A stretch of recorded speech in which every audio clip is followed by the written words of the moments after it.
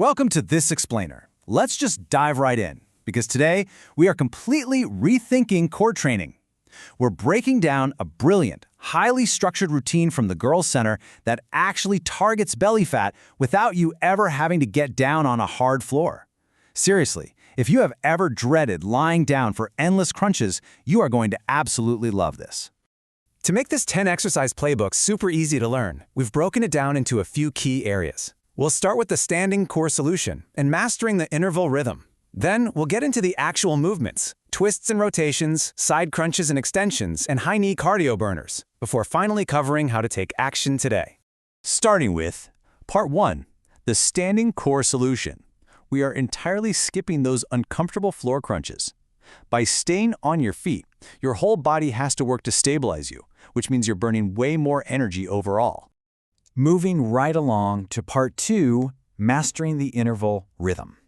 Every single exercise in this routine is built on a very specific rhythm.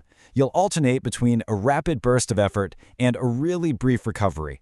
Basically, you put in 20 seconds of continuous work, followed immediately by just 10 seconds of rest. This exact pattern is what drives your heart rate up and keeps that fat-burning engine revved the entire session. 20 really is the magic number here. 20 seconds is short enough that you can push yourself at maximum energy, but it's still long enough to feel a serious, intense burn in your core. It's totally the sweet spot. And because your rest is only 10 measly seconds, your muscles barely have a chance to recover before you're jumping into the next movement. Next up, Part 3, twists and rotations.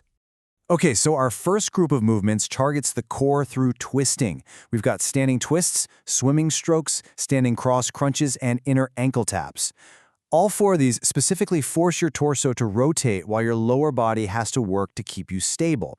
That rotation is absolutely vital for hitting those oblique muscles. When you turn your body like that, you engage the muscles that wrap right around your waist, which essentially act like a built-in internal corset. So for the standing twists, the real secret is to turn only your upper body. Your hips and feet need to be completely frozen. You'll want to stand shoulder-width apart, press your palms together right in front of you at shoulder level, and just rotate your upper body side to side.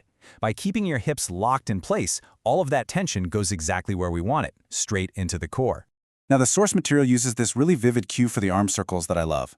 They say to imagine performing a swimming stroke. One arm sweeps forward and down while the other pushes up behind your back.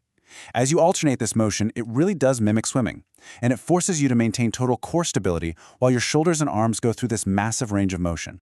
And whether you're driving an elbow to the opposite knee for a cross crunch or rotating your foot inward to tap your inner ankle, it is all about that cross-body connection. That's what truly carves out the core. You lift a leg, you rotate, and you connect those opposite limbs. That diagonal tension across your midsection is a total game changer. All right, let's switch gears a bit for Part 4, side crunches and extensions. We're moving from twisting to lateral bending. These exercises, like side kicks and your left and right side crunches, require you to shift your weight laterally. This isolates those muscles right along the sides of your stomach.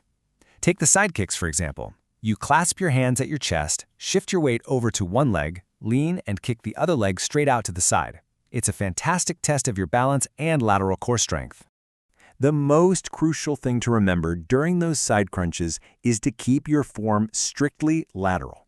When you lift your knee up to meet your elbow, your brain is going to want you to bring that knee forward. But the source material is super clear about this. The leg must move out at your side. If you bring it forward, you totally lose the isolation on your obliques, and we definitely don't want that.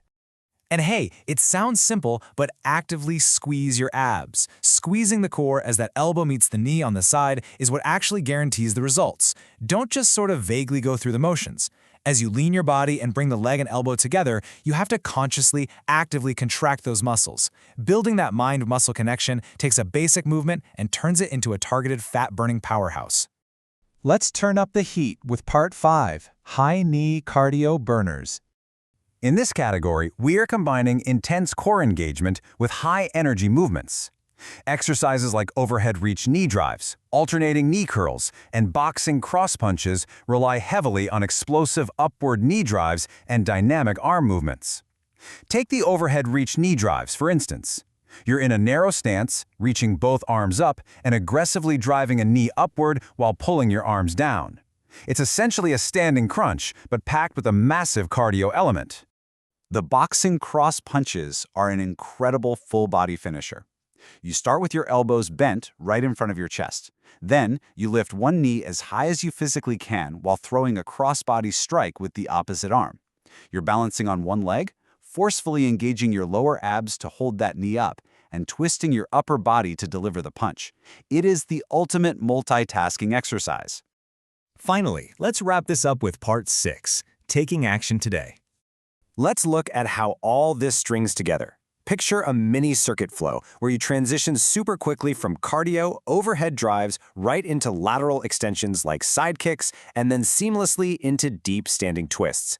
Because you are strictly following that 20 seconds on, 10 seconds off rhythm, the pace is absolutely relentless. You never sit down, and you literally never stop moving.